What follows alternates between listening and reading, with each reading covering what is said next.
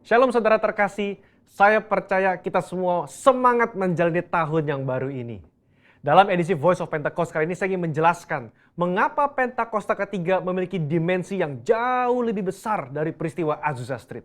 Memang ini akan berbicara sedikit sejarah, tapi jangan alergi dulu saudara, karena ini penting sekali. Karena sudah lebih dari 1 abad, maka saksi mata yang menyaksikan langsung betapa dahsyatnya pencurahan Roh Kudus yang terjadi di Azusa Street sudah meninggal.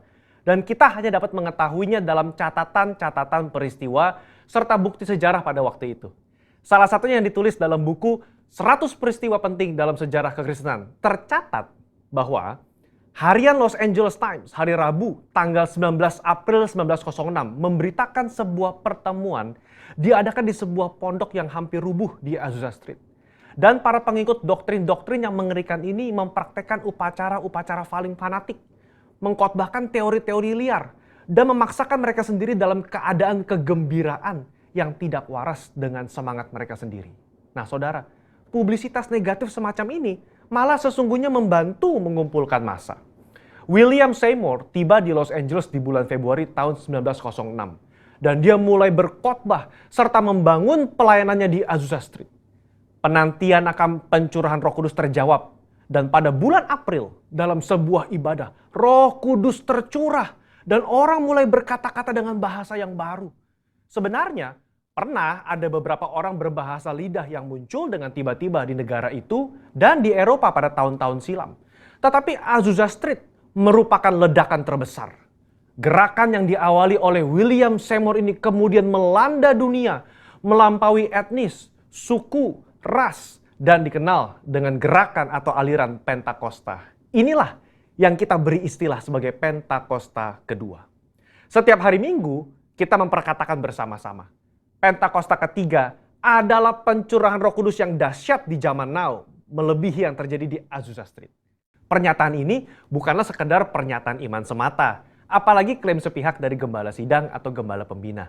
Pernyataan ini terkait dengan 2 aspek. Yang pertama, aspek historis. Pada tahun 1909, William Seymour pernah tercatat bernubuat, dalam 100 tahun yang akan datang, akan ada kebangunan rohani lain seperti yang terjadi di Azusa, dan kemuliaan Shekinah akan kembali. Dan kegerakan Allah tersebut akan lebih besar dan lebih luas dari yang terjadi di Azusa. Tidak hanya terjadi di satu tempat atau kepada beberapa orang saja, melainkan akan menjangkau seluruh dunia. Dan kegerakan itu tidak akan berakhir, bahkan sampai kedatangan Tuhan. Amin. Haleluya. Dengan menyampaikan secara gamblang dan terbuka nubuatan yang beliau terima, menjadi bukti bahwa pernyataan Pentakosta ketiga lebih dahsyat dari yang terjadi di Azusa Street bukanlah klaim sepihak dari pihak kita, melainkan sudah menjadi janji, rencana, dan kehendak Tuhan. Dalam nubuatan tersebut dinyatakan 3 hal yang membuat Pentakosta ketiga lebih dahsyat dari kegerakan Azusa Street, yaitu dari sisi kuantitas, tidak hanya terjadi di satu tempat atau kepada beberapa orang saja, melainkan di banyak tempat dan kepada banyak orang. Sisi jangkauan, bukan hanya kepada satu kota atau satu negara saja, tetapi ke berbagai negara di berbagai benua di bumi ini. Yang ketiga, sisi rentang waktu. Fokusnya bukan hanya terjadi 1 tahun atau 3 tahun, melainkan tidak berhenti sampai Tuhan Yesus datang kembali. Aspek yang kedua, yaitu aspek teologis atau biblikal. Alkitab kita menyebutkan istilah hujan awal atau yoreh terkait musim menanam dan hujan akhir, malkosh, yang terkait dengan musim menuai, sebagaimana yang kita temukan dalam ayat-ayat berikut ini. Berdasarkan prinsip hujan awal dan hujan akhir, dapat kita pahami bahwa hujan awal pencurahan Roh Kudus mengawali kelahiran gereja. Dan hujan akhir pencurahan Roh Kudus mengawali penuaian jiwa terbesar dan terakhir sebelum kedatangan Tuhan Yesus yang kedua kali. Hujan akhir pencurahan Roh Kudus jauh lebih dahsyat daripada hujan awal. Karena penuaian jiwa-jiwa yang terjadi jauh lebih besar. Bradley Truman Knoll dalam bukunya berkata, konsep hujan akhir memberikan struktur kepada kisah kegerakan Pentakosta kita bahwa akan datang pencurahan Roh Kudus yang dahsyat sebelum kedatangan Tuhan Yesus kali yang kedua. Kita sekarang berada di era di mana hujan akhir itu sedang dicurahkan. Tujuan dari hujan akhir ini memiliki 2 sisi, yakni Pemberitaan Injil Kerajaan kepada seluruh dunia, di mana kita menjadi saksi dan mempersiapkan berkas tuaian untuk siap dituai. Haleluya. Jika kita memperhatikan aspek historis dan aspek teologis di atas, kita memiliki dasar untuk mengatakan bahwa gerakan Pentakosta ketiga terjadi dalam dimensi yang jauh lebih besar dari Azusa Street. Ini merupakan sebuah hak istimewa bagi kita semua yang hidup di generasi ini. Jadi, jangan sampai ketinggalan. Jadilah utusan Pentakosta ketiga, the messenger of the third Pentecost, dimanapun saudara berada. Untuk penjelasan lebih lengkapnya dari tim teologi kami, jangan lupa buka link yang ada di atas atau scan QR Code yang tersedia. Tuhan Yesus memberkati.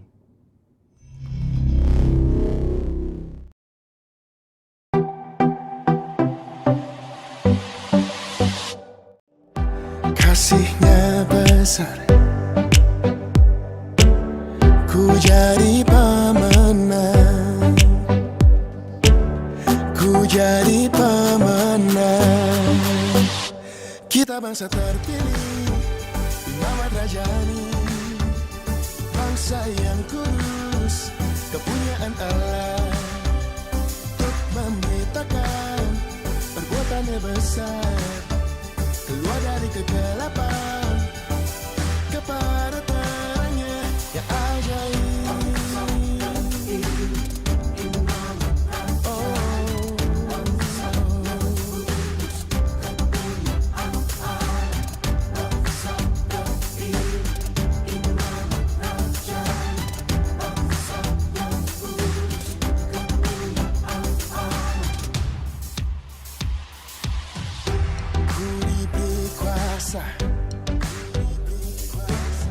Menjadi anaknya, kasih-Nya besar, ku jadi pemenang.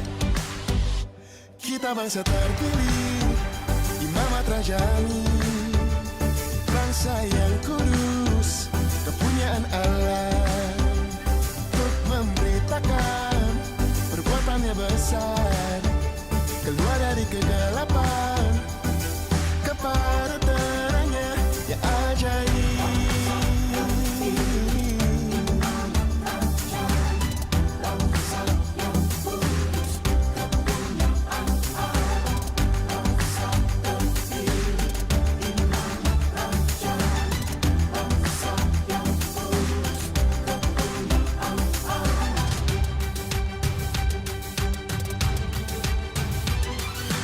Dibenarkan, diselamatkan, anugerahnya takkan habis. Puji nama Tuhan, semuanya shalom. Shalom. Sekali lagi semuanya shalom. Shalom. Mari kita persiapkan hati kita, hidup kita untuk mengikuti ibadah di pagi hari ini. Mari kita berdoa. Bapa yang baik, Bapa yang kudus, terima kasih Tuhan atas segala berkat-Mu Tuhan, yang melimpah dalam hidup kami Tuhan. Oh Allah yang luar biasa atas hidup kami Tuhan, terima kasih atas anugerah, kesetiaan-Mu dan kasih-Mu Tuhan terhadap hidup kami Tuhan. Kami siap memuji nama Engkau Tuhan, kami siap menyembah Engkau Tuhan, di dalam nama Tuhan Yesus. Haleluya, amin.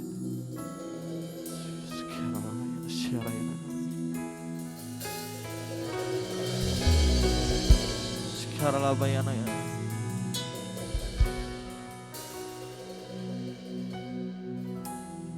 Sekarang labayana ya.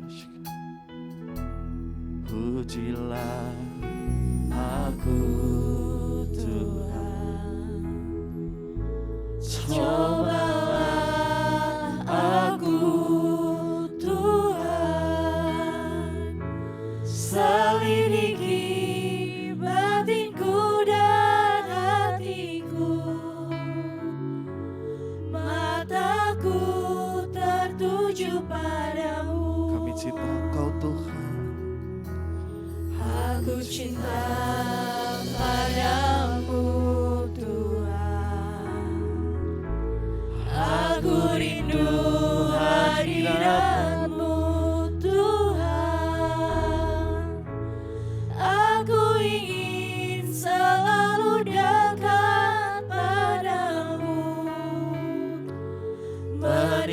menikmati kehadiran-Mu. Kami nyanyi Hosana Tuhan. Ku nyanyi Hosana bagi Rajaku yang duduk di tahta.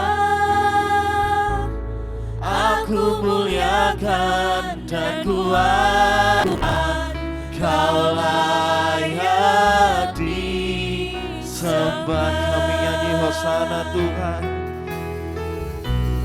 Ku nyanyi Hosana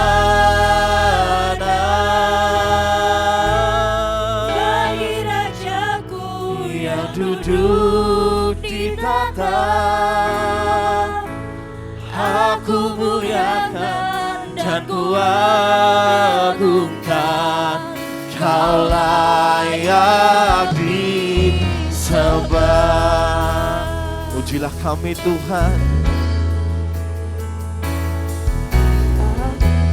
Pujilah aku Tuhan. Cobalah aku Tuhan, selidiki batinku dan hatiku. Mata kami tertuju padamu Tuhan. Mataku tertuju padamu. Aku cinta padamu Tuhan. Aku rindu. Aku rindu hadirat-Mu Tuhan. Aku ingin selalu dekat padamu, menikmati kehadiran-Mu. Kami nyanyi, ku nyanyi Hosana bagi Kau Raja kami bagi Tuhan. Rajaku yang duduk di tahta. Aku muliakan dan kuagungkan, Kau layak disembah. Kami nyanyi, ku nyanyi Hosana Bagi Rajaku yang duduk di tahta.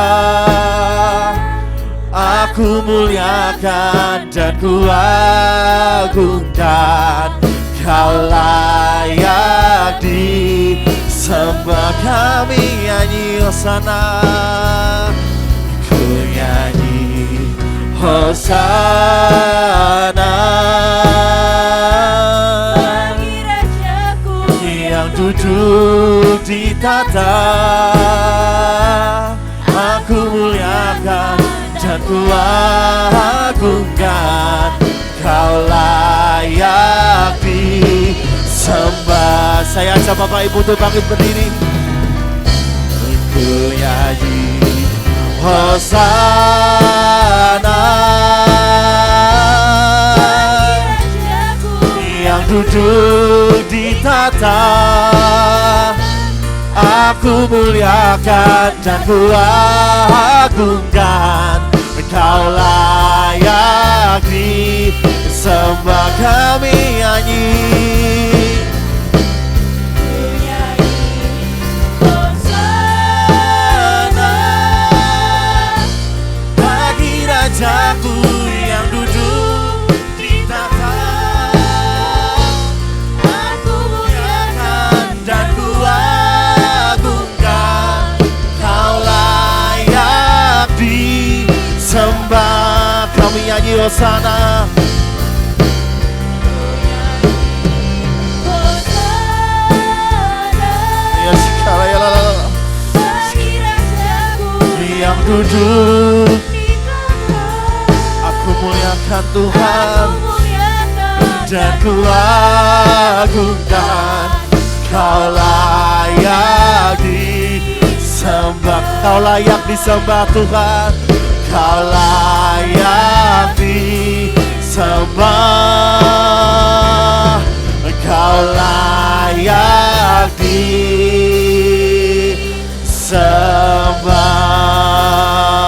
Mari kita sembah Dia. Dia yang layak terima pujian. Mari kita sembah Dia, tinggikan nama Dia. Sekarang ya la.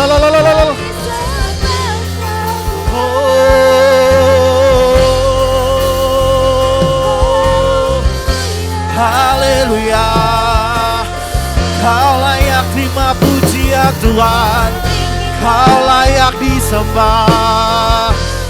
Haleluya, Hina ya labaya sekarang ya la. Oh, sekarang labaya la ya. Haleluya.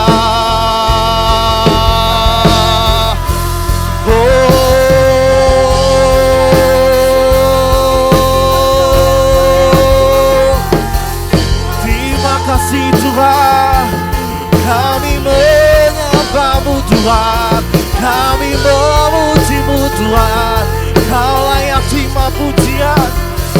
Kau layak.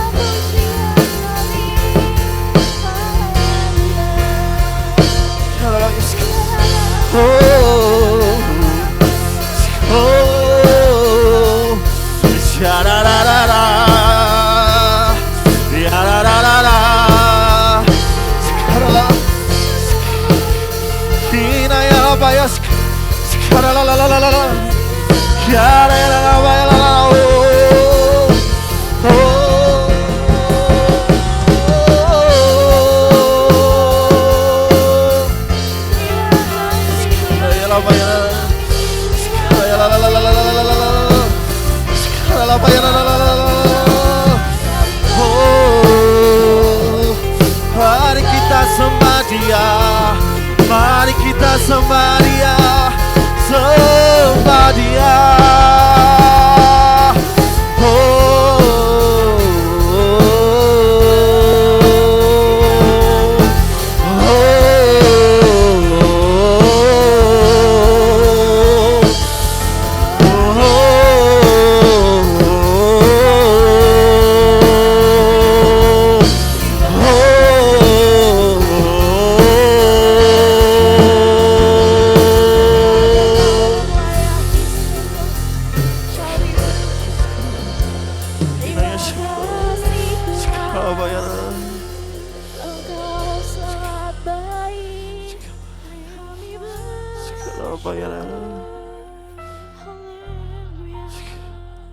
Kau Allah yang besar, ajaib dan mulia. Kau Yesus Tuhan, Kau Yesus yang selalu membuatku terpesona. segala pujian bagi-Mu ya Tuhan. Hanya Kau yang layak ku agungkan. Kau Allah yang besar Tuhan, Kau Allah yang besar, ajaib dan mulia. Kau Yesus yang selalu membuatku terpesona. Segala pujian bagi-Mu ya Tuhan. Hanya Kau yang layak ku agungkan.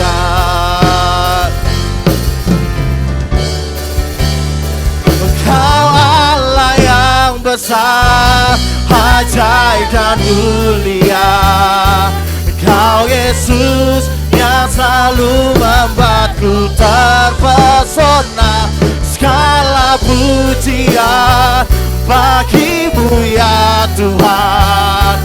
Hanya Kau yang layak ku agungkan.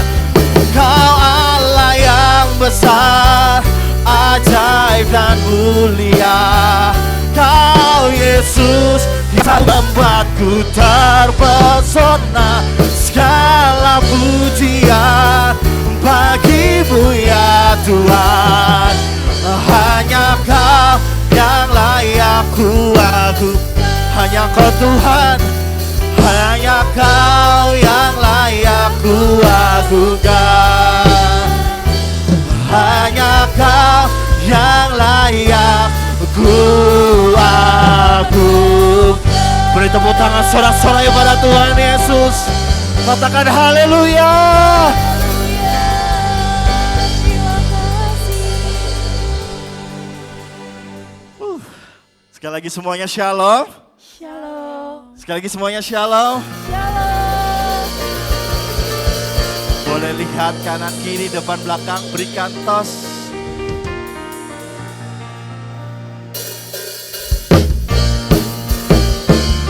Mari kita tinggikan nama Dia.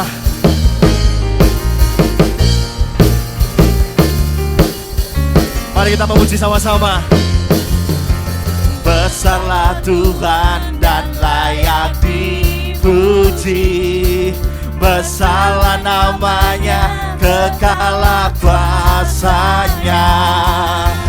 Aman berlindung dalam naungannya. Dia Allah bagi kita, di pihak kita. Terpujilah Tuhan, terbukti kuasanya. Nyata menunjukkan kasih-Nya pada kita. Terbutuh berakhir menyayangi kita. Terpujilah Tuhan, terpuji namanya. Yesus Allah perkasa.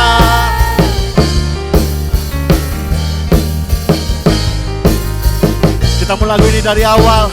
Dengan kesungguhan hati kita berkata, besarlah Tuhan. Dan layak dipuji. Amin. Besarlah namanya, kekalah kuasanya. Aman berlindung dalam naungannya. Dia Allah bagi kita, di pihak kita. Terpujilah Tuhan, terbukti kuasanya. Nyata menunjukkan kasih-Nya pada kita. Tuhan telah bangkit menyayangi kita. Terpujilah Tuhan, terpuji namanya. Yesus Allah perkasa.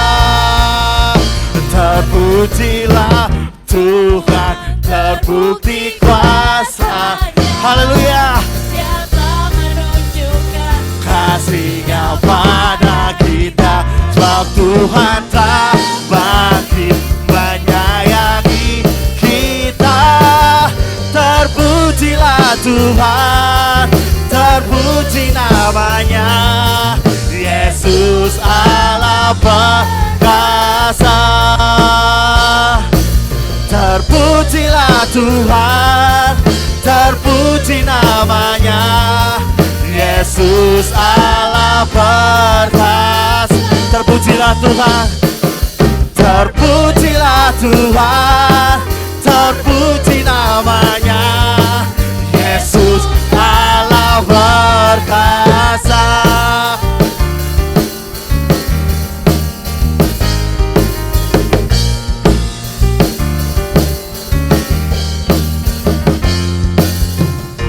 Haleluya. Mari umat-umat pemenang, tepuk tangannya lebih dahsyat daripada ini.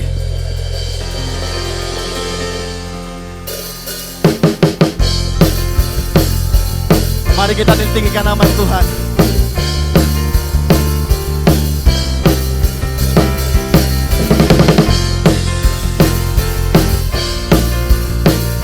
Tinggi namamu Tuhan, dipuji.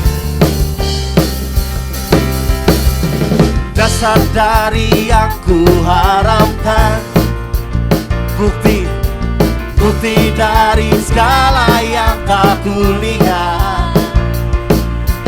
Iman berikanku kekuatan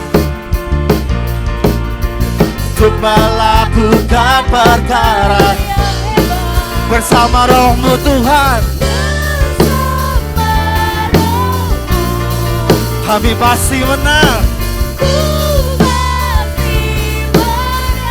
Lebih lagi saudara-saudara katakan, tinggi namamu dipuji, hormat kemuliaan, sorak dengan segenap hati, Raja keagungan.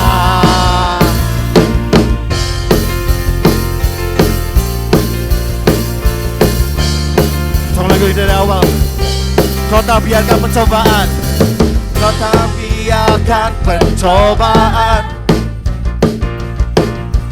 melebihi batas kekuatanmu. Amin. Kau yang berikan ku kemuliaan, Semakin serupa. semakin serupa dengan gambaranmu. Mari kita semua katakan bersama Roh-Mu Tuhan. Bersama Roh-Mu, Dengan penuh iman kita berkata bersama-sama. ku kasih padamu. Lebih lagi saudara-saudara katakan, namamu dipuji, hormat kemuliaan, sorak dengan segenap hati, Raja keagungan. Lebih keras lagi saudara-saudara. Namamu dipuji, Hormat kemuliaan, sorak dengan segenap hati, Raja keagungan. Tinggi namamu dipuji, hormat kemuliaan. Mari kita bersorak-sorai pada Tuhan Yesus. Dengan segenap hati, Raja keagungan, Raja keagungan, Raja keagungan. Haleluya.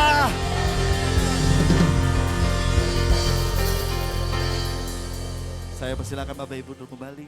Kita akan bersyafaat. Tuhan, kami semakin terpesona. Dan biarlah Tuhan, kami selalu mau datang kepadamu. Kami selalu merindukanmu Tuhan. Terima kasih Bapa untuk pagi yang indah ini. Ketika kami ada di rumahmu, kami bersama-sama memuji dan menyembahmu. Terima kasih Tuhan. Berikanlah kami hatimu Tuhan, supaya kami selalu hidup berkenan di hadapanmu. Tuhan, di pagi yang indah ini Bapa, kami bersatu hati. Kami mau berdoa bagi para pemimpin rohani kami Bapa. Tuhan, kami mau bawa Bapak Pendeta Rubin Adi Abraham ke dalam tangan-Mu. Kami membawa Bapak Pendeta Gideon Rusli. Kami membawa Bapak Pendeta Ruben Sunarto. Dan kami membawa Bapak Gembala kami di tempat ini, Bapak Kartomis Sarjono. Terima kasih Pak, kalau Engkau memilih mereka untuk menuntun kami. Kami juga teringat Tuhan, bagi Gembala pembina kami Bapak. Kami membawa Bapak Pendeta Insinyur Niko ke dalam tangan-Mu. Dan kami membawa Ibu Pendeta Muda Mulyanti Suwarna ke dalam tangan-Mu. Kami percaya Bapak, Engkau sudah memberikan mereka kekuatan. Engkau memberikan mereka otoritas yang besar Bapak. Kesehatan, semangat yang baru, selalu baru Tuhan. Supaya Tuhan mereka tetap setia, tetap bersemangat menuntun kami Tuhan. Dan menjadikan kami Tuhan, anak-anak yang takut akan Tuhan. Anak-anak yang diberikan kemenangan Bapa. Apapun musim ini Tuhan, lewat kepimpinan mereka kami menang. Karena Tuhan bersama-sama dengan mereka. Terima kasih Bapa. Di pagi yang indah ini juga Tuhan, kami bawa seluruh majelis jemaat GBI Gunung Padang. Tuhan, biarlah setiap kami yang sudah bergabung di dalam majelis jemaat ini Tuhan, kami mau bersatu hati, berunity, bergandeng tangan Bapa. untuk melakukan apa yang menjadi tugas dan tanggung jawab kami Tuhan. Supaya gereja ini Tuhan masih terus berkembang Tuhan. Supaya kami Tuhan bisa menjangkau banyak jiwa yang ada di Purbalingga Bapak. Tuhan, di pagi yang indah ini Bapak, kami membawa seluruh 5 generasi GBI Gunung Padang ke dalam tangan-Mu. Bapak, Engkau kenal kami masing-masing dengan nama kami, dengan proses hidup kami, dengan tantangan kami, dengan pergumulan kami saat ini Bapak. Dan kami percaya Engkau tidak akan pernah meninggalkan kami. Tuhan, di pagi hari ini Tuhan, hamba deklarasikan Mazmur 118 ayat 26 terjadi bagi seluruh jemaat GBI Gunung Padang. Kami percaya Tuhan memberikan kami keselamatan, Tuhan memberikan kami kemujuran, dan Tuhan memberkati kami. Tuhan, ajarlah kami Tuhan untuk tidak meninggalkan waktu-waktu ibadah kami. Kami mau datang kepadamu Tuhan. Seperti kata pemazmur, Tuhan memberkati kami di dalam rumah Tuhan. Terima kasih, berkat itu terjadi bagi kami seluruh jemaat GBI Gunung Padang. Tuhan, kami juga berdoa Bapak bagi Indonesia. Kami katakan shalom bagi Indonesia. Kami katakan shalom bagi kota kami. Dan kami percaya akhir-akhir ini, musim ini, zaman ini akan terjadi terobosan, pertobatan dan lawatan jiwa terjadi. Banyak jiwa di bangsa ini Tuhan akan dimenangkan. Akan dimenangkan. Mereka akan percaya bahwa Engkau adalah Tuhan dan Juru Selamat. Mereka yang harus dipuji dan disembah.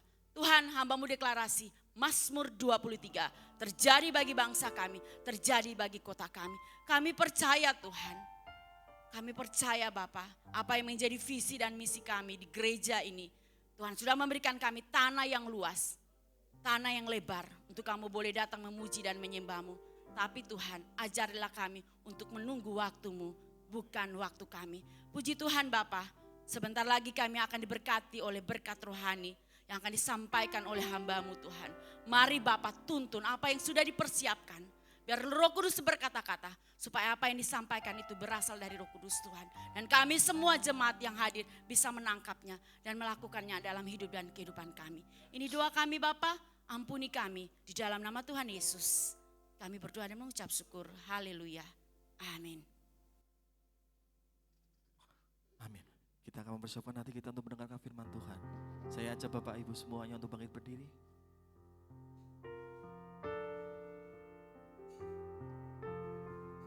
Kami menyembah Engkau Tuhan dalam kudus Tuhan. Karena kami percaya Tuhan, kemenangan Tuhan akan terjadi di sini Tuhan, di tempat ini Tuhan. Terima kasih Tuhan, terima kasih.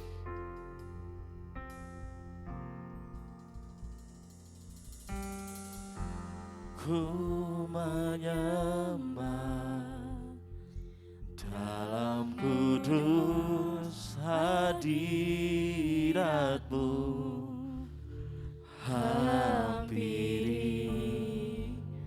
tata kasih karunia-Mu Bapa.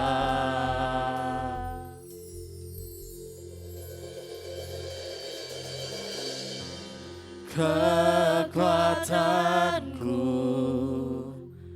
hanya dalam hadirat-Mu,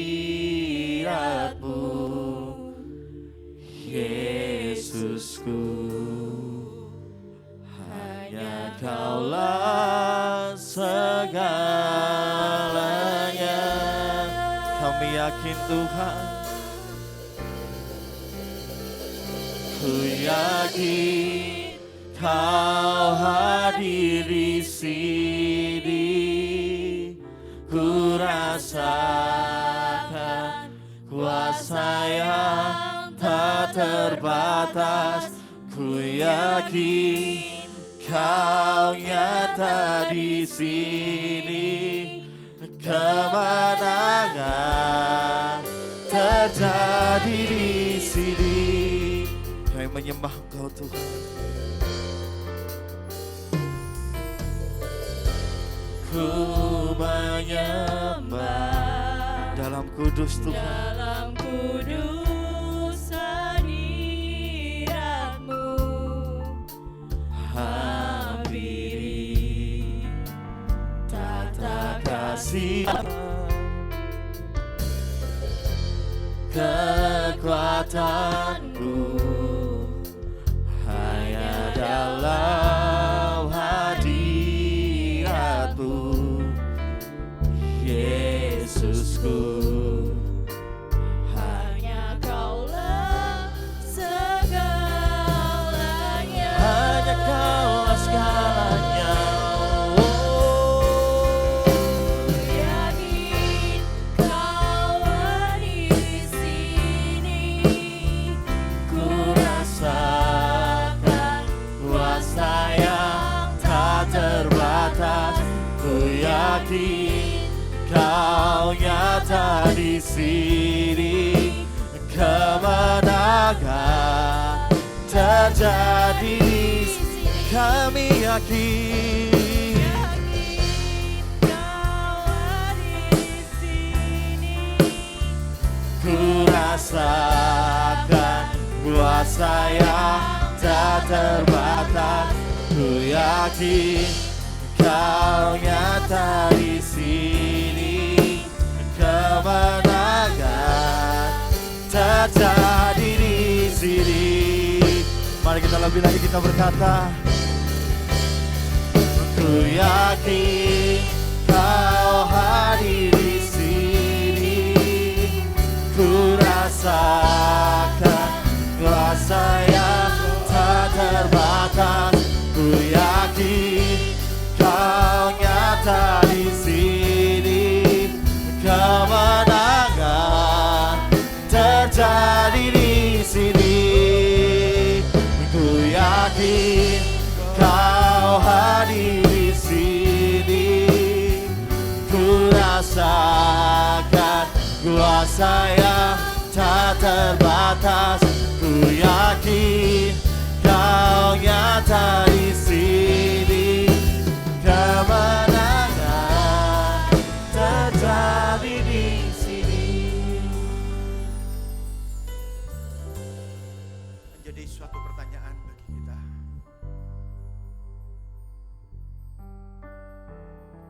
Yakinkah bahwa Dia ada bersama dengan kita saat ini?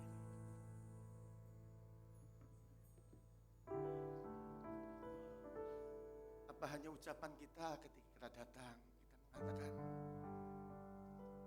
kita menyanyi, ku yakin Kau ada di sini. Tapi hatimu jauh kepada Dia. Hatimu jauh kepada Dia. Dan itu hanya sebagai ucapan saja.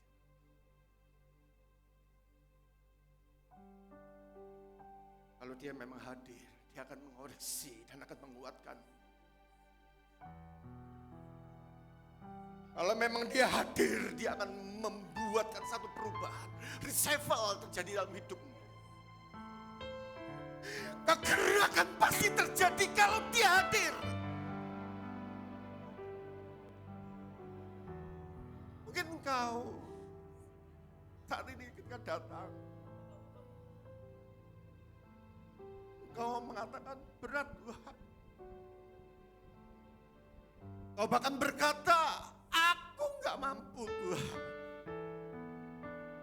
Tapi ingat, ketika Dia hadir, ketika Dia ada, Dia memberikan kekuatan buatmu. Mata Tuhan itu tertuju. Mata Tuhan itu melihat. Bahkan mata Tuhan itu menguji hatimu.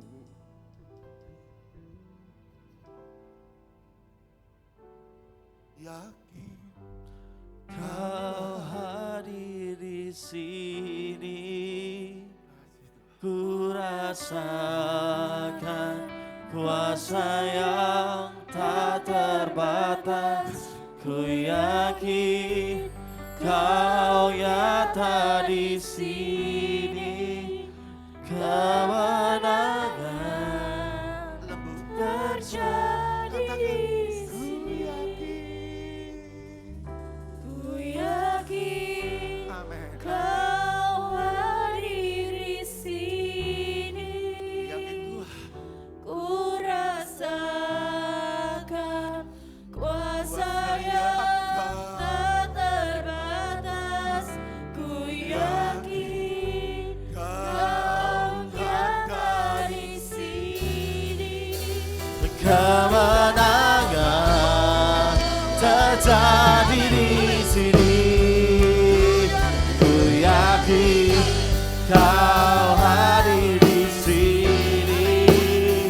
Ku rasakan kuasa yang tak terbatas. Ku yakin Kau nyata di sini. Kemenangan terjadi di sini. Kelepasan terjadi di sini. Pemulihan terjadi di sini. Haleluya.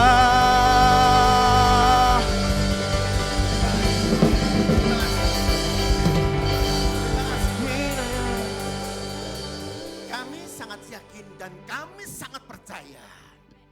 Saat Engkau hadir, Engkau ada, Tuhan memberikan kemenangan.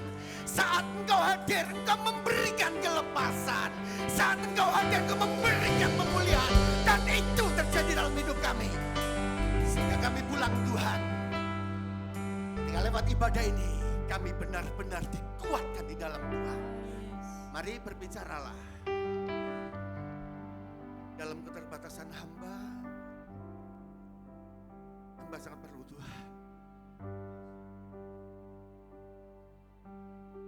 Kami bersimpuh di bawah kaki-Mu Tuhan.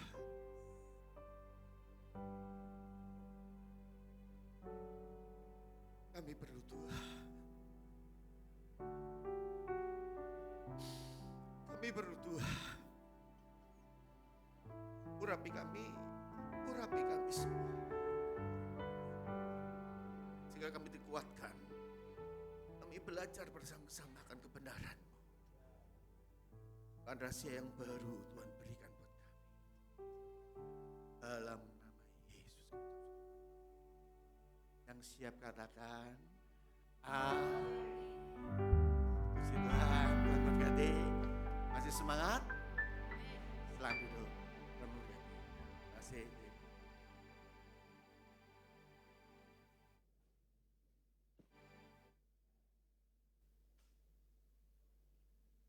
Kita tetap ada satu tema, yaitu berani jadi pemenang. Kita belajar bersama-sama pada saat ini.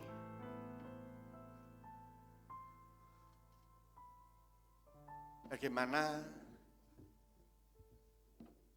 kehidupan yang sebenarnya sedang tidak menentu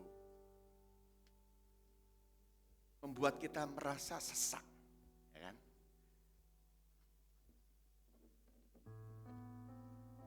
Bahkan kita merasa ketika melihat realita keadaan saat ini, baik dalam keluarga, ataupun dalam pekerjaan, ataupun dalam sisi-sisi yang lain, membuat kita sesak.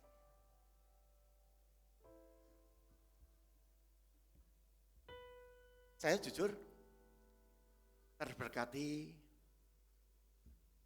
lewat mesbah keluarga hari Senin.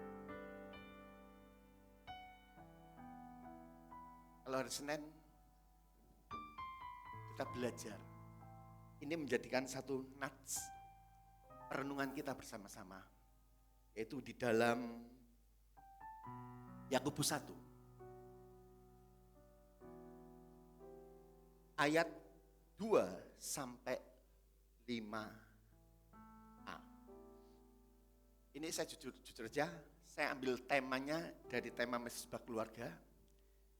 Mesbah tema keluarga itu kita minggu lalu kita berbicara tentang hikmat dalam kesesakan. Ya. Tapi kita akan belajar bersama-sama di dalam Yakobus 1 ayat 5a. Kalau tidak keberatan, Bapak Ibu, saya undang bangkit berdiri lagi, maaf ya. Karena kita akan baca bersama-sama. Saya ayat yang genap, nanti Bapak Ibu semua ayat yang ganjil.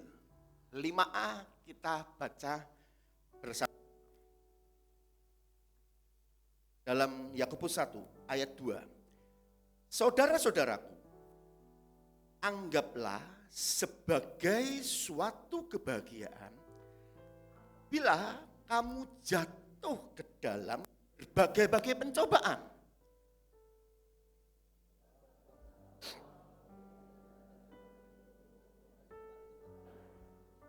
Dan biarlah ketekunan itu memperoleh buah yang matang, supaya kamu menjadi sempurna dan utuh dan tak berkekurangan suatu apapun. Sama-sama, 1, 2, 3. Tetapi apabila di antara kamu ada yang kekurangan nikmat, hendaklah ia meminta kepada Allah. Amin. Tuhan Yesus memberkati. Sekali lagi, kita sedang diajar bagaimana kita memandang suatu kesesakan. Ya. Kita diajar bagaimana kita merespon kepada kesesakan itu sendiri. Karena sekali lagi, orang hidup itu pasti mengalami kesesakan. Kalau enggak mau mengalami kesesakan, ya maaf kata, silakan menghadap sekali. Ya kan? Betul enggak? Kalau enggak mau kesesakan, ya kita aja kepingin cepat, ya kan, dipanggil Tuhan. Ya kan? Karena hidup itu harus mengalami kesesakan. Mau setuju, mau enggak, mau terima atau enggak, yang namanya persoalan hidup itu sudah jadi suatu makanan. Ya kan?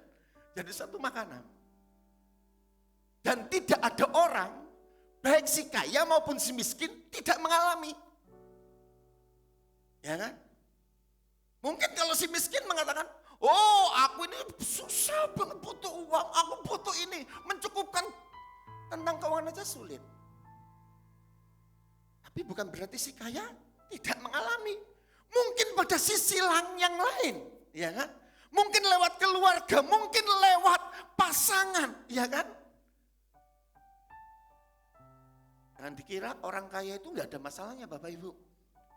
Semakin kaya itu semakin pusing. Ya.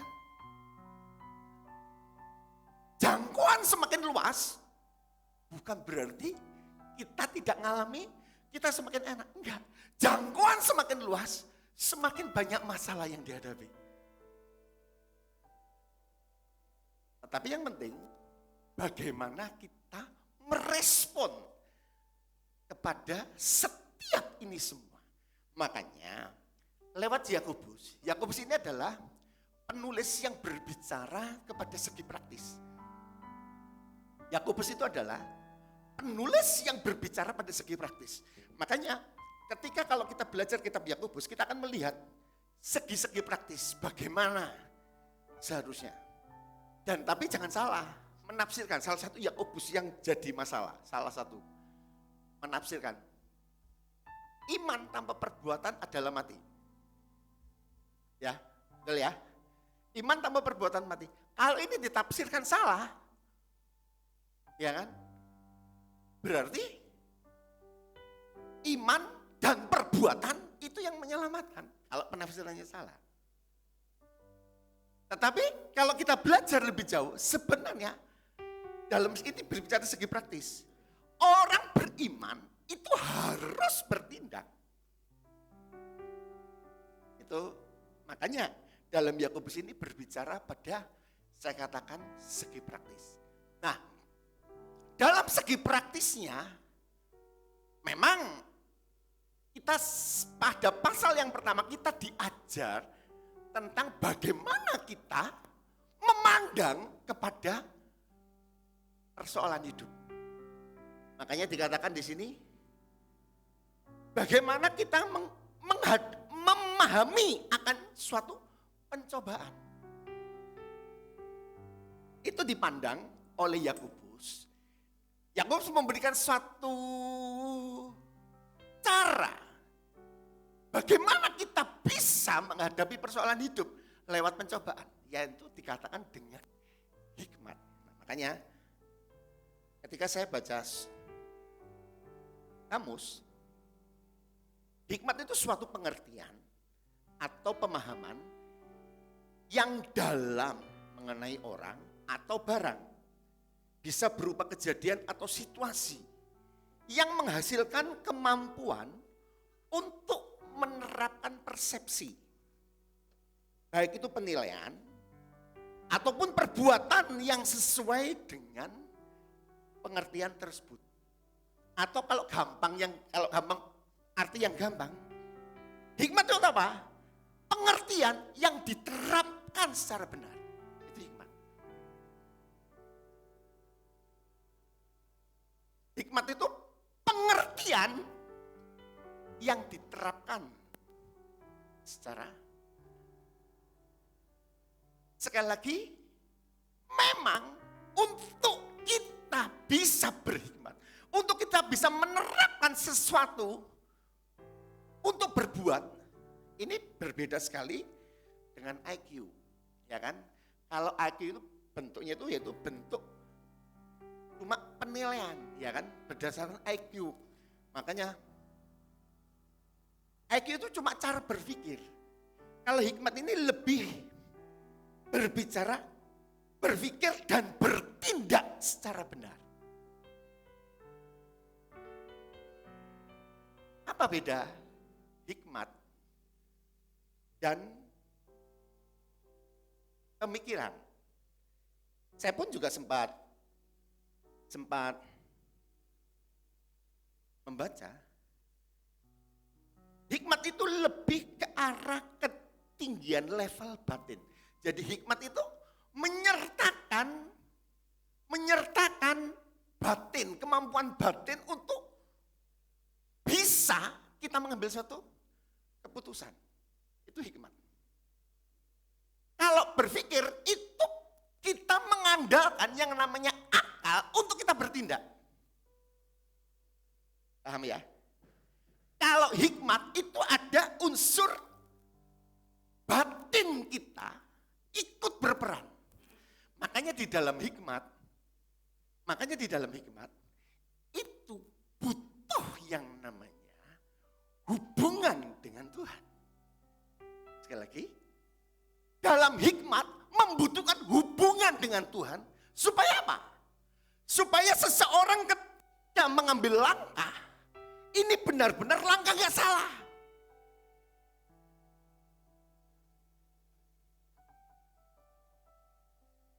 Karena sekali lagi, hikmat bukan berbicara apa yang dilihat.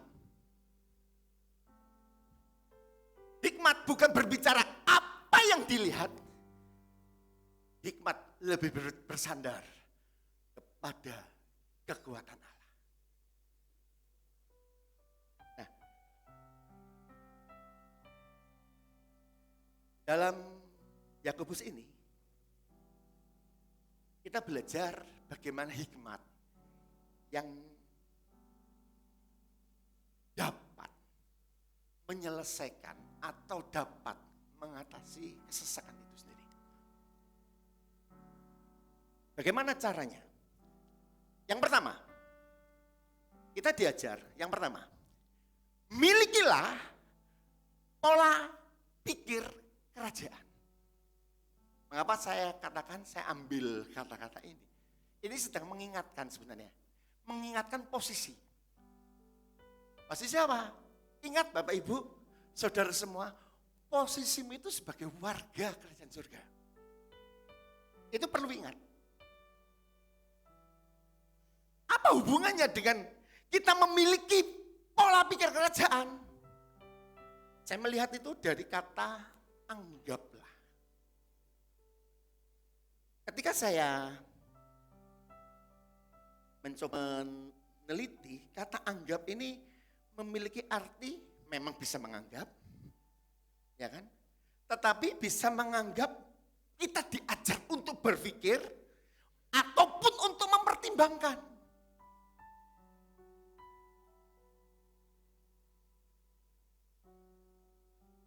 Yang jelas, arti menganggap itu berbeda dengan fakta. Sekali lagi, kata menganggap ini pernyataan yang berbeda dengan fakta. demikian. Coba perhatikan. Anggaplah suatu, apa dikatakan? Kebahagiaan. Apabila kamu jatuh ke dalam berbagai-bagai pencobaan. Ketika Bapak Ibu ditanya, jatuh dalam percobaan, senang atau enggak? Senang atau enggak? Senang. Siapa yang ingin mau ada pencobaan dalam hidupmu? Semua pasti ngomong, oh aku enggak mau, betul enggak? Karena pencobaan, enggak usah diundang sudah datang. Itu pencobaan. Masalah enggak usah diundang itu sudah datang. Ketika ditanya, mau atau enggak? Orang ngomong, aku enggak mau pencobaan. Aku enggak mau masalah. Tetapi firman Allah mengajar kepada kita, kata menganggap sebagai bahagia. Ini hampir sama dengan pernyataan ayat yang ke-12. Coba dibuka Yakobus 1 ayat 12. Itu hampir sama. Dikatakan, berbahagialah orang yang bertahan dalam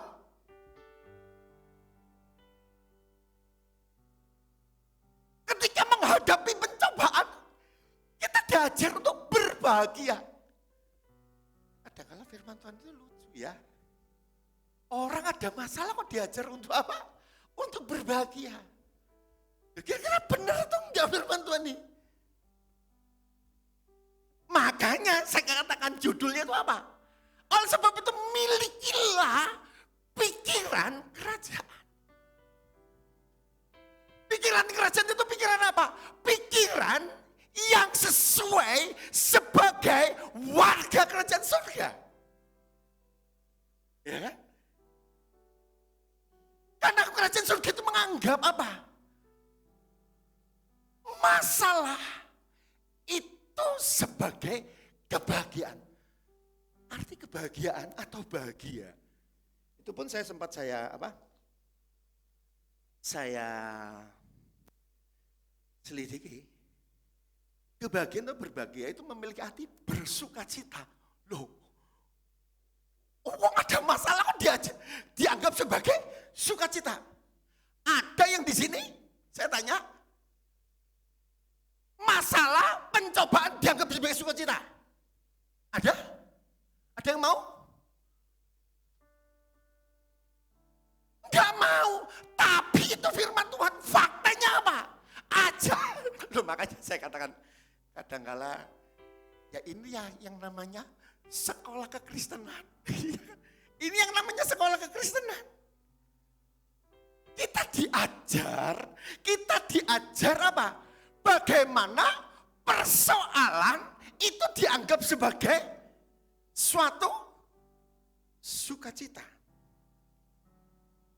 Atau juga bisa memiliki arti kita beruntung. Duh.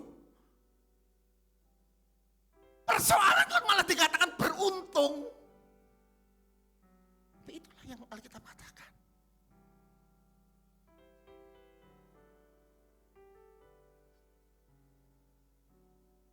Tuhan itu ngerti keadaan. Tuhan itu tahu keadaanmu masing-masing.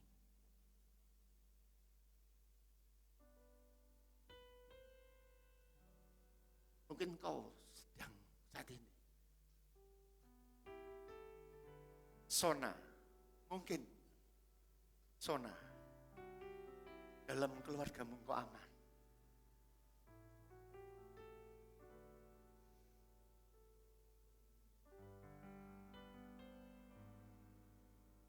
Mungkin kau, saya katakan, kembali, ekonominya aman. Dalam sisi lain engkau sedang diuji. Oh, dalam sisi lain engkau sedang diproses. Saya sempat berkata-kata dengan salah seorang. Saya ngomong begini.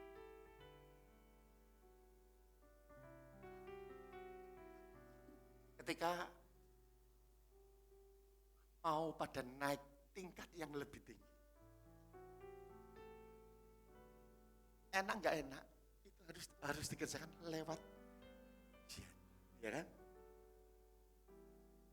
Ketika ujian anak SD, mungkin ujiannya 1 tambah 1 sama dengan 2, ya kan? Gampang Bapak Ibu, ya kan? Itu masih gampang. Dan anak SMP beda, ujiannya sudah akar kuadrat, benar nggak? Tetapi sekali lagi, itu harus dilalui. Kalau kita kepingin ujiannya 1 tambah 1 terus, besok tambah 2 tambah 2, kita nggak bertambah-tambah. Kita ini cuma pada kelas-kelas yang tetap stagnan. Benar nggak? Kita ini kepingin dikatakan, makanya dewasa. Makanya kalau nanti kita belajar bersama-sama, ada istilah dewasa. Istilah dewasa, ya, itu di dalam, nanti itu kalau kita lihat dalam ayat yang keempat itu, dalam penafsiran yang dikatakan kau sempurna, itu artinya memiliki arti dewasa. Nah, arti dewasa itu arti menunjukkan orang yang dapat bertumbuh sampai pada tingkat yang telah Makanya Ibrani itu mengatakan, makananmu itu bukan hanya cuma sekedar, Ibrani ya betul ya, susu terus, ya kan? Memang enak, minum susu itu paling enak. Tapi coba, ketika sudah umur 10 tahun, masih minum susu terus. Umur 20 tahun, masih minum susu terus. Kira-kira bagaimana? Orang lihat, kenapa? Karena bukan pada masanya orang yang berumur 20 itu masih ngedot saja, enggak kan? Betul enggak?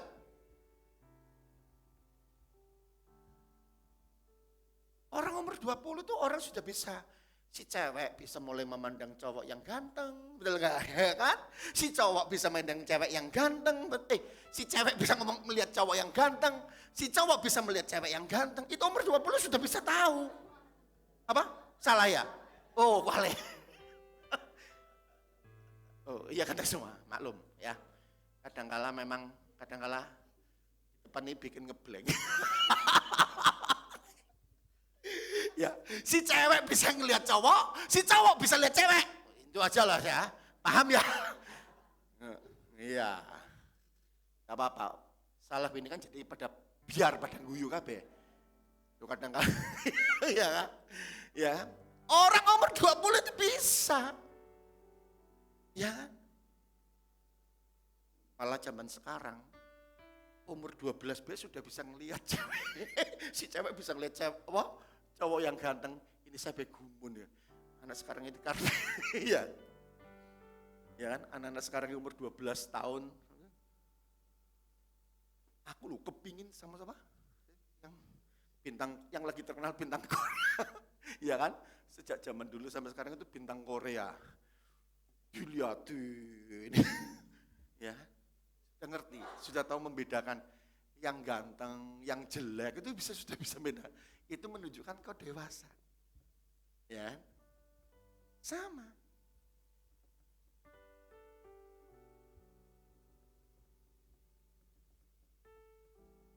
Ketika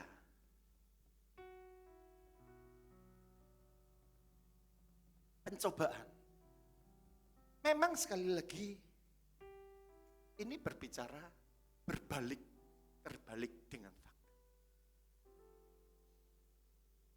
Bagaimana? Belum ada makanan kok disuruh berdoa. Bagaimana? Anak lagi melawan kok malah kita disuruh bersuka cita. Bagaimana? Suami kadang-kala, tapi di sini sih nggak ada suami yang suka bermain kasar pada istrinya, nggak ada. Saya percaya nggak ada kok. Karena suami di sini bertobat semua. Amin. Nah, semangat suaminya. Iya kan? Kalau coba tanya istri-istri, aman suaminya? Aman. Ini Bu Yohanes ini bisa contoh yang baik. Ya kan? Ya kan? Ini kenyataan kadangkala ada kekerasan dalam rumah tangga. Kita diajar untuk berdoa. Kita diajar untuk tetap bersukacita. Angel. Tetapi sekali lagi, anggaplah kebahagiaan. Yang pertama, anggaplah, itu berbeda dengan realita. Kemudian yang kedua, kita diajar dalam miliki pola pikir kerajaan ini, kita diajar itu apa? Pola pikir percobaan dipandang sebagai ujian. Pola pikir percobaan dipandang sebagai ujian. Coba dikeluarkan perbedaan pencobaan dan ujian. Di situ itu saya juga sempat membandingkan. Kalau percobaan itu bujukan untuk berbuat dosa atau ajakan untuk berbuat dosa. Percobaan. Tetapi kalau ujian itu usaha untuk menemukan kualitas moral. Itu tentang ujian. Baik itu kalau pencobaan kita dibujuk untuk berbuat jahat, menipu, ataupun dapat merusak. Bagian yang kedua. Tetapi dalam ujian kita dibebaskan daripada penipuan. Selanjutnya, dalam pencobaan dikatakan itu dilakukan secara tak sadar, itu menuntun orang ke dalam dosa ataupun kejahatan. Itu tentang pencobaan. Tetapi kalau ujian itu bertujuan untuk kebaikan. Selanjutnya, setan menggoda atau mencobai supaya kita jatuh. Itu pencobaan. Tetapi Tuhan menguji untuk kita dimurnikan. Maksudnya itu apa? Itu cuma cara pandang.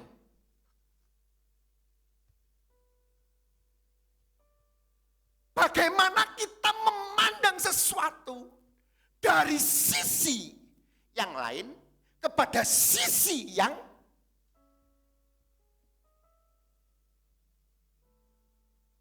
memang persoalan hidup itu tidak bisa kita lari. Itu sudah datang di depan kita. Yang membedakan bagaimana cara kita memandang. Itu yang penting. Kalau kita memandang hal ini sebagai sesuatu yang kemudian aduh berat, memang berat temenan. Tetapi kalau kita pandang sebagai aku kuat karena bersama Tuhan aku kuat, aku bisa, pasti bisa. Itu yang berbeda. Kalau kita bicara ketika melihat sesuatu, abot, aku sudah tidak kuat gini. Aku kelihatannya tidak kuat ini. Enggak kuat teman. Tetapi kalau kita memandang pencobaan yang kualami, 1 Korintus ya kan? Yang kita sering kali, pencobaan yang kita alami adalah pencobaan yang biasa. Dikatakan selanjutnya apa? Tidak melebihi M kan ini, Bapak Ibu. Apapun yang kau alami tidak melebihi kekuatanmu. Kenapa? Tuhan memandang engkau mampu dan engkau bisa melewatinya. Tidak ada yang mengatakan, ada orang yang mengatakan, oh ini lebih besar. Itu cuma cara pandangmu. Ya.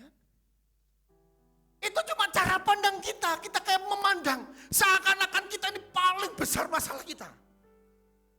Alkitab mencatat, persoalan yang kamu hadapi adalah pencobaan.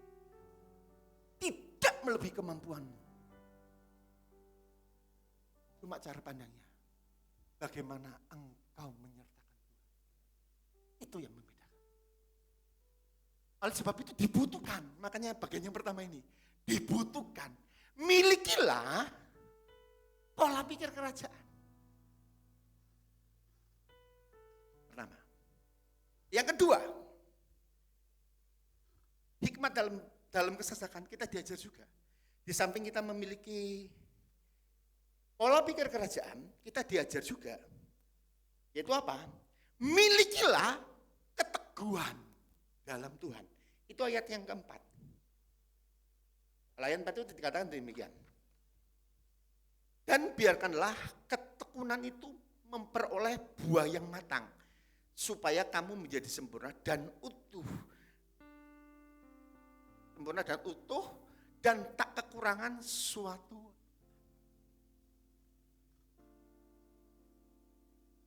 Sekali lagi, cara memandang pencobaan yang diubah jadi satu ujian.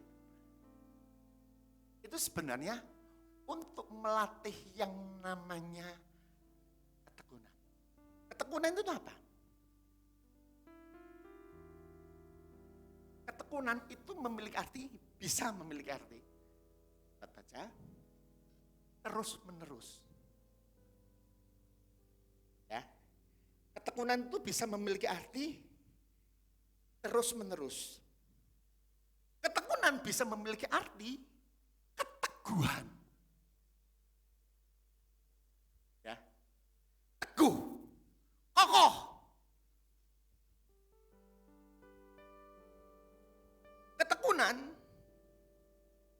Ketekunan itu juga bisa memiliki arti tahan. Ya, sekali lagi, ketekunan memiliki arti, ada artinya terus menerus, bisa memiliki arti ketahanan, bisa memiliki arti memang itu ketekunan sendiri, bisa memiliki arti sabar. Makanya ketika cara memandang kita memandang persoalan, kita memandang ini semua, yang dihadapi ini semua, dipandang. Itu sebenarnya itu tujuannya apa? Itu membawa engkau tekun, membawa engkau supaya kokoh, membawa supaya engkau sabar, membawa engkau supaya tetap kuat. Itu. Makanya dalam ayat yang keempat, dan biarlah ketekunan itu memperoleh yang matang, supaya kamu menjadi sempurna. Saya juga sempat lihat arti buah yang matang dan sempurna itu memiliki satu arti. Di dalam terjemahan lain itu memiliki arti dewasa. Makanya sempat saya katakan sejak awal, ketekunan akan membawa kita menjadi dewasa.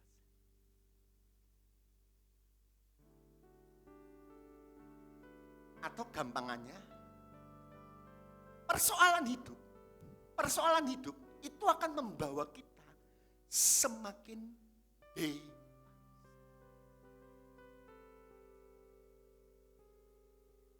Semakin dewasa itu apa?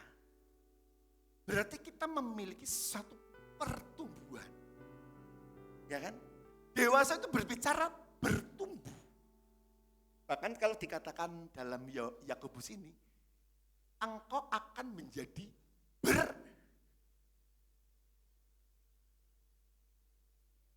engkau sempurna, utuh.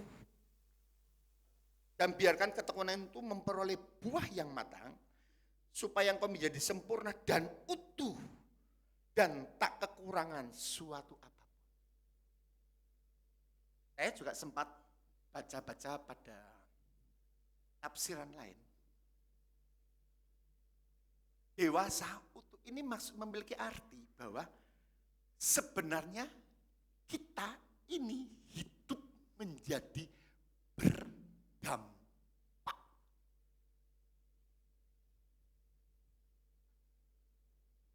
Jadi persoalan, ujian itu akan membawa Sekali lagi, persoalan atau ujian itu akan menjadikan kita pribadi yang berdampak. Berbicara buah, itu bicara dapat dirasakan. Bicara buah, itu bicara dapat dirasakan. Makanya Penas itu mengatakan, mengeluarkan buah yang matang itu dapat dirasakan. Tujuan kekristenan salah satunya adalah berdampak. Kalau pribadi kita tidak bisa berdampak, berarti kehidupan kita masih belum. Koreksi, kenapa? Mungkin ketika kita menghadapi ujian, ketika kita menghadapi persoalan, kita seringkali enggak. Ketika kita menghadapi tekanan hidup, kita merasa, aduh. Sehingga apa? Kita gagal terus. Makanya seperti kalau tokoh gagal maning. Itu tokoh apa ya? Yang dulu kan ada apa ya? Gagal maning. Ada ya tokoh artis apa? Si Kentung, betul. betul. Si Kentung waktu itu kan lawannya siapa? Si gendut itu yang apa? Yang waktu saya ingatnya itu waktu saya masih kecil apa? Si Kentung lawan apa yang sudah meninggal loh, yang orangnya gendut itu kan sudah meninggal kan? Nah, gagal maning. Apakah kekristenan cuma itu? Saya katakan, gagal terus.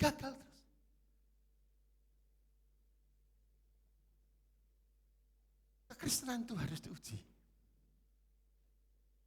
Kekristenan itu harus bisa mengatasi ujian. Kekristenan itu harus dapat melangkah lebih jauh. Itu kekristenan. Dan pada bagian yang ketiga, di samping kita harus memiliki pola pikir kerajaan, ataupun kita memiliki keteguhan. Coba sebelum masuk pada ayat 3, saya kepingin yang video ini sudah pernah saya sharekan waktu ibadah sore, tapi tidak ibadah pagi. Mungkin kita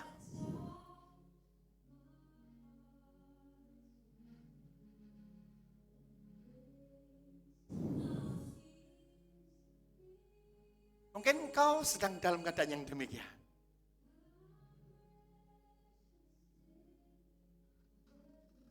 Kau menaiki tangga, kau jatuh. Engkau jatuh, tetapi kau harus bangkit. Bukan seberapa kali kau jatuh, tetapi berapa kali kau terus tetap bangkit. Taulah bahwa Tuhan itu menopangmu. Engkau masih jatuh lagi, di atas pun engkau masih jatuh. Karena seorang pemenang, bukan seberapa engkau jatuh. Seorang pemenang, berapa engkau dapat menang. Dan engkau bangkit. Engkau pun mungkin mengalami, aku jatuh.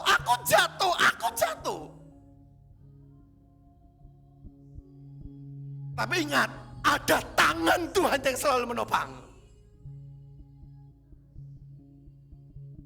Tuhan tidak membiarkan engkau tergeletak. Tuhan mengerti hatimu, Bapak Ibu. Cuma yang dibutuhkan ketahanan iman. Yang dibutuhkan engkau dapat bertahan dan jadi pemenang. Mungkin kau sama. Ketika engkau melewati hidup ini, engkau sedang menaiki tangga, engkau jatuh. Tapi saya katakan, bukan berapa kali engkau jatuh. Tapi berapa kali engkau bangkit dan jadi pemenang.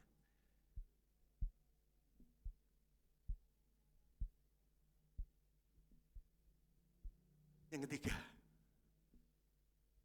minta hikmat yang daripada Tuhan. Minta hikmat daripada Tuhan itu mengandung arti apa? Kita mengikut sertakan, minta Tuhan tolong.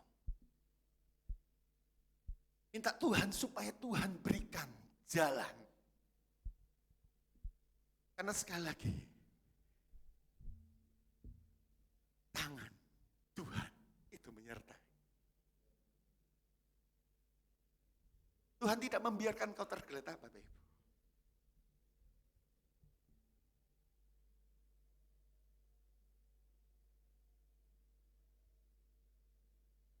Ada pesan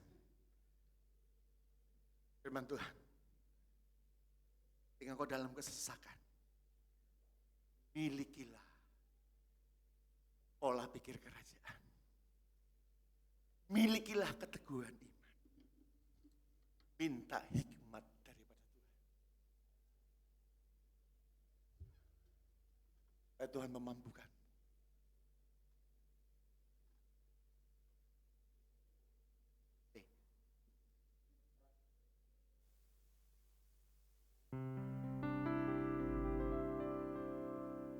Saya jujur,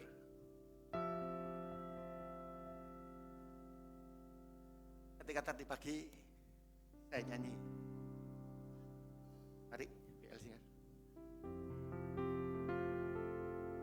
tentang penyertaan Tuhan. Kita tahu ya lagu itu ya. Tapi tahu, kita ngerti juga background daripada lagu itu. Lagu itu berbicara, murid-murid ada di tengah badai, ya kan? Ada di tengah badai. Yesus katakan sedang tidur. Ada ombak yang besar. Kalau yang pernah ke Israel, mengapa ombak besar itu terjadi di situ? Itu Danau Galilea, itu cekung. Ya, memang secara tempat dia cekung. Nah, cekung ini tempat hantaran atau tempat mudah terjadinya hembusan angin. Singkat cerita, dalam cerita itu Yesus dibangunkan karena ada ombak yang besar. Dalam Markus 4. Ketika Yesus bangun, Yesus berkata, diam, tenanglah. Apa yang saya dapat ketika saya baca ayat ini? Yang pertama, seberapapun badai,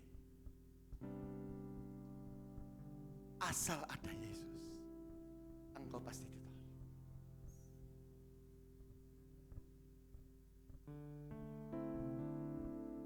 Yang kedua, kita diajar apa? Jangan panik.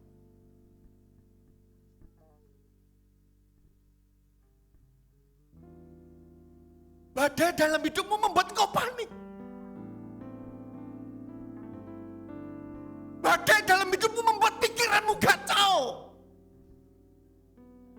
Badai dalam hidupmu membuat engkau tidak bisa konsentrasi. Bahkan engkau ingin meninggalkan Tuhan. Itu menunjukkan bahwa engkau panik.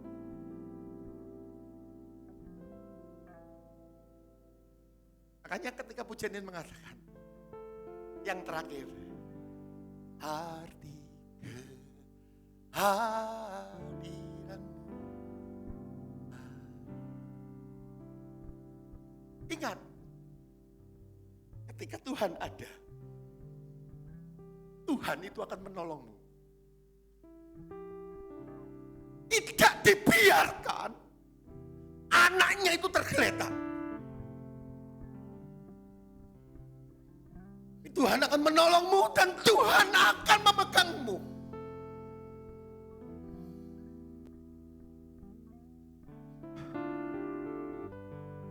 Penyertaanmu Sempurna rancangan penuh damai, aman dan sejahtera walau di tengah badai.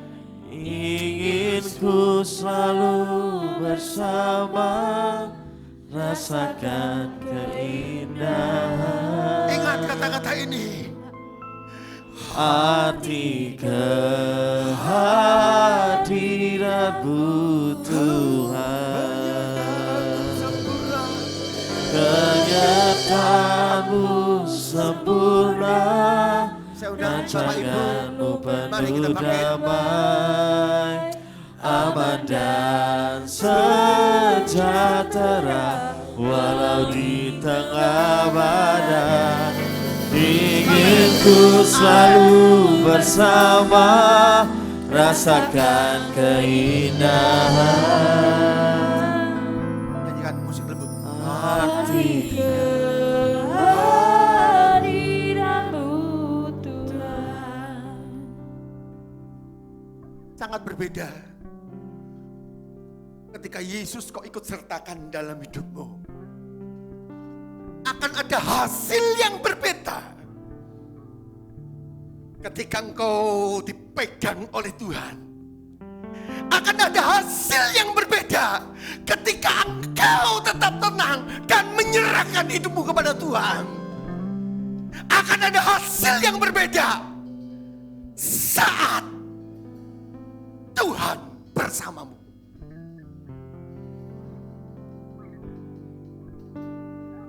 Mungkin kau sedang merasa, Tuhan,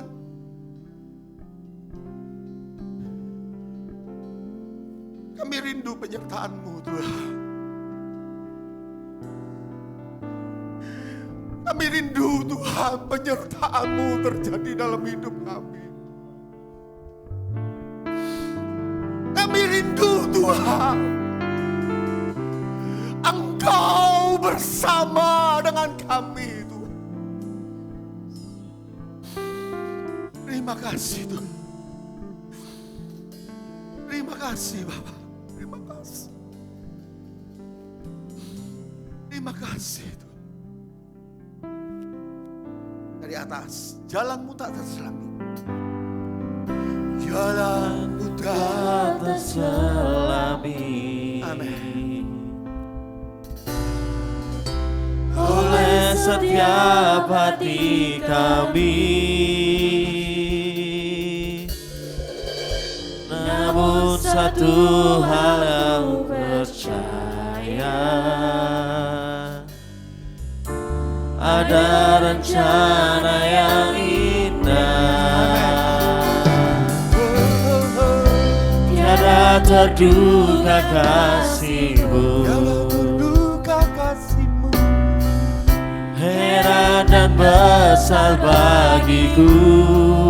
Kami rindu, Tuhan, arti kehadiran-Mu dalam hidup kami. Arti kehadiran-Mu selalu Amin, amin, amin, amin.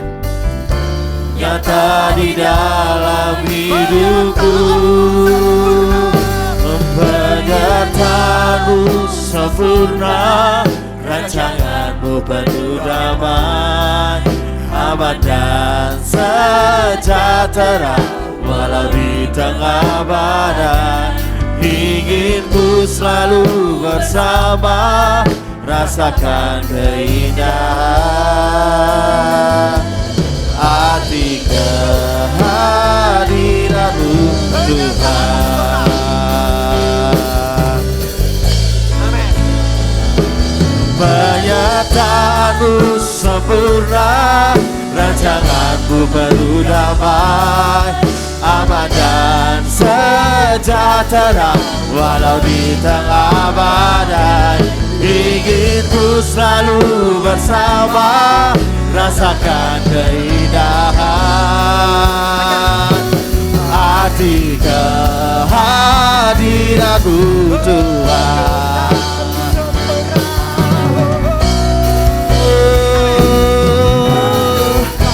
Rancanganmu sempurna, rancanganmu penuh damai, aman dan sejahtera walau di tengah badai. Ingin ku selalu bersama, rasakan keindahan arti kehadiran.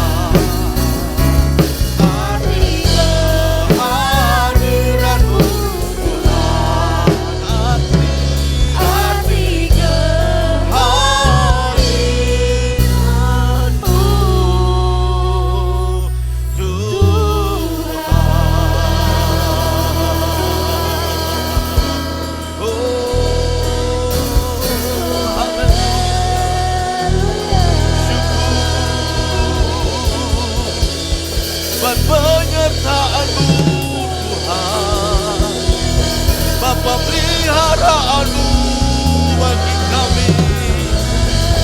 Kami percaya Engkau selalu ada bersama kami umat-Mu. Oh dalam haleluya. Terima kasih Bapa buat kasih-Mu, buat kebaikan-Mu Tuhan. Terima kasih Bapa, terima kasih. Kami percaya pagi hari ini Engkau terus mengingatkan kami melalui firman-Mu, supaya dalam segala pergumulan hidup apapun yang kami hadapi hari-hari ini, biarlah hikmat-Mu yang terus menuntun kami. Biarlah kami terus memiliki pola pikir kerajaan Allah. Kami memiliki kekuatan di dalam Tuhan, hubungan yang dekat dengan Tuhan. Dan kami senantiasa terus meminta hikmat dengan iman kepadamu. Ketika kami memiliki pola pikir kerajaan Allah, proses hidup terus berjalan. Segala persoalan sampai hari ini, ketika kami masih ada dalam dunia ini kami tidak bisa terlepas dari segala pergumulan hidup. Tapi ketika kami memiliki pola pikiran kerajaan Allah, kami percaya Engkau tidak pernah meninggalkan kami. Engkau selalu memegang tangan kami, dan Engkau terus menuntun kami berjalan sesuai dengan rencana-Mu. Ketika kami berjalan dalam rencana-Mu, kami akan terus melihat kemenangan demi kemenangan, mujizat demi mujizat Tuhan. Engkau terus nyatakan bagi kami sebagai umat-Mu. Terima kasih Bapa, firman Tuhan yang telah kami dengar hari ini, kiranya untuk memberikan makanan secara rohani buat kami, supaya kami terus menjadi umat Tuhan yang memiliki kehidupan rohani yang tetap kuat dan tetap terpelihara dengan baik. Terima kasih Bapa, berkati hamba-Mu yang sudah menyampaikan isi hati-Mu. Kuasa Tuhan yang terus bekerja atas hamba-Mu, menuntun hamba-Mu, supaya kemanapun hamba-Mu, khususnya Tuhan Tuhan, memberitakan Injil-Mu, melayani pekerja-Mu, biarlah penyertaan Tuhan sempurna. Dan Engkau terus memakai dan hidupnya boleh menjadi berkat Tuhan. Terima kasih Bapa, dan setiap kami yang hadir hari ini, yang melayani mau dilayani, tidak seorang pun yang kelewati. Yang berbagai macam pergumulan kami percaya hanya di dalam Tuhanlah ada jawaban dan pertolongan bagi kami. Kami tidak lupa berdoa buat Tuhan Yesus persiapan ibadah kami yang kedua. Kami terus berdoa supaya Roh-Mu yang kudus, Roh-Mu yang sama yang memimpin kami dalam ibadah hari ini. Biarlah nanti sore pun Engkau terus menuntun kami. Dan jemaat Tuhan yang tidak hadir dalam ibadah pagi ini, nanti sore mereka datang dengan hati yang rindu dan haus akan Tuhan. Sehingga mereka boleh datang dengan hati yang siap untuk menyembah-Mu ya Tuhan. Terima kasih Bapa, terima kasih. Terpuji-pujilah nama-Mu. Dan sebentar kami akan kembali pulang. Seperti Tuhan menuntun ketika kami berangkat ibadah. Biar ketika kami pulang pun tuntunan Tuhan, penyertaan Tuhan sempurna bagi kami semuanya. Sehingga kami boleh kembali tiba di rumah kami masing-masing. Dan kau boleh berjumpa dengan keluarga kami. Dan sukacita Tuhan terus melimpah-limpah dalam kehidupan kami semuanya. Terpujilah nama-Mu. Dalam nama Tuhan Yesus Kristus kami sudah berdoa dan bersyukur buat berkat Tuhan yang Kau sudah berikan bagi kami dalam ibadah ini. Haleluya. Mari Bapak Ibu dan Saudara dikasih Tuhan, angkat kedua tangan kita dan arahkan hatimu. Dan kita pulang menerima berkat pada Tuhan. Tuhan yang memberkati engkau dan melindungi engkau.